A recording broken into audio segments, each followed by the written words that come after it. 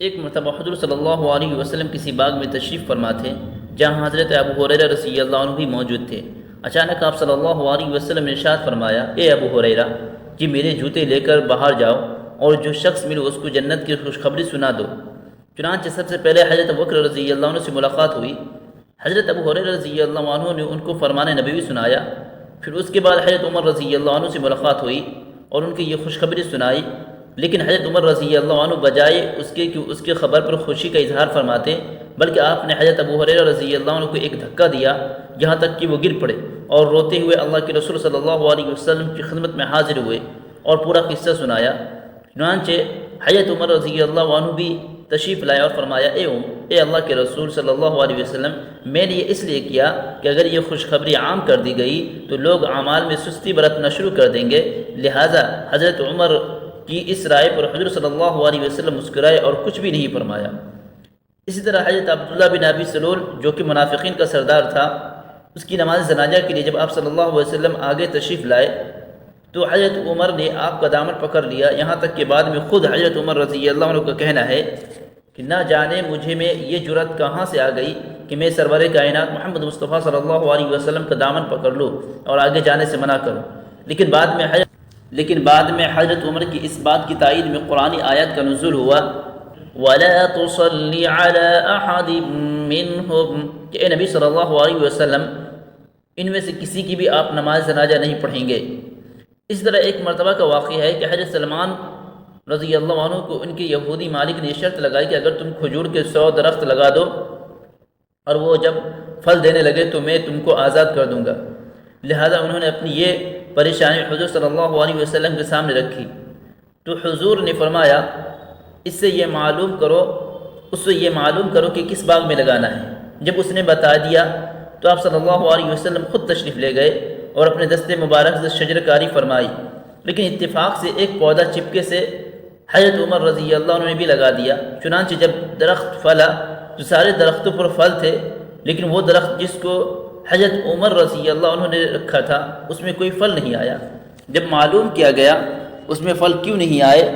تو حضرت عمر نے بتایا کہ اس کو میں نے لگایا تھا اور بقیہ سارے درخت آپ ہی کے دست مبارک سے لگے ہوئے ہیں، اس لیے جو میرے ہاتھ سے لگا ہوا تھا وہ نہیں پھل سکا اور آپ کے دست مبارک سے لگائے ہوئے تمام پیڑ پھل چکے ہیں۔ لیکن حضرت عمر رضی اللہ عنہ کے عمل سے بتانا مقصود یہ تھا کہ آنے والی امت کو یہ بات بتائی جا سکے کہ درختوں کا اسی سال پھل دینا کسی کا کرتب نہیں ہے، بلکہ حضور صلی اللہ علیہ وسلم کے دست مبارک کی برکت تھی وہ درخت پھل لائے، ورنہ اگر کوئی کرتب ہی ہوتا تو وہ درخت جس کو انہوں نے لگایا تھا وہ بھی پھل لا سکتا تھا۔ حضرت عمر رضی اللہ عنہ جب خلیفہ ثانی مقرر کیے گئے تو آپ نے ہر جگہ کے گورنروں کو متعین فرمایا، لیکن ایک دن حضرت حذیفہ رضی اللہ عنہ جن کو حضور صلی اللہ علیہ وسلم نے تمام منافقین کے ناموں کو بتایا تھا، معلوم کیا میرے گورنر میں سے کوئی منافق تو نہیں ہے؟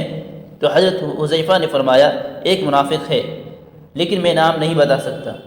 کیونکہ یہ حضور صلی اللہ علیہ وسلم کا بتایا ہوا راز ہے جس کو افشا کرنا ہرگز مناسب نہیں ہے۔ لیکن چونکہ حضرت عمر کو اللہ تعالیٰ نے غیر معمولی فراست سے نوازا تھا، آپ نے اسی رات تمام گورنر کا جائزہ لیا اور ایک کو گرفت میں لے لیا۔ پھر جب صبح کو حضرت حذیفہ سے ملاقات کیا گیا کہ یہی وہ منافق ہے تو حضرت حذیفہ نے اس کی تائید فرمائی۔ اس واقعے سے معلوم ہوتا ہے کہ حضرت عمر کی غیر معمولی ذہانت فراست کے حامل تھے۔ ایک مرتبہ حضرت ابو موسیٰ اشعری رضی اللہ عنہ حضرت عمر رضی اللہ عنہ کے گھر تشریف لائے اور 3 مرتبہ اجازت چاہی، لیکن اندر سے جب کوئی آواز نہیں آئی تو آپ واپس جانے لگے، لیکن اتنے میں حضرت عمر نے بلا لیا کہ آئیے واپس کیوں جاتے ہو؟ تو حضرت ابو موسیٰ اشعری رضی اللہ عنہ نے فرمایا، اللہ کے رسول صلی اللہ علیہ وسلم کا فرمان ہے اگر کوئی 3 مرتبہ اجازت نہ دے تو واپس ہو جانا چاہیے۔ چنانچہ اسی بات پر حضرت عمر رضی اللہ عنہ نے ارشاد فرمایا، اگر اس حدیث کا تمہارے پاس کوئی گواہ ہو تو بتاؤ، ورنہ میں اس کی جرم میں کوڑے لگاؤں گا۔ چنانچہ حضرت ابو موسیٰ اشعری رضی اللہ عنہ اس بات پر بہت پریشان ہوئے، الغرض وہ صحابہ کرام کے پاس گئے اور سب کے سامنے صورت مسئلہ بیان فرمایا اور کہا کہ اگر کوئی اس حدیث کا جاننے والا ہو تو بتائے۔ چنانچہ ایک صحابی ایسے تھے جنہوں نے یہ حدیث اللہ کے رسول صلی اللہ علیہ وسلم سے سنی تھی، انہوں نے کہا کہ میں اس کا گواہ ہوں۔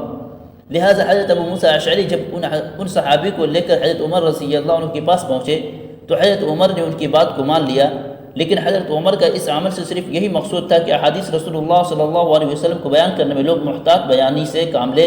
کہیں ایسا نہ ہو کہ ہر خاص و عام جو چاہے کہے۔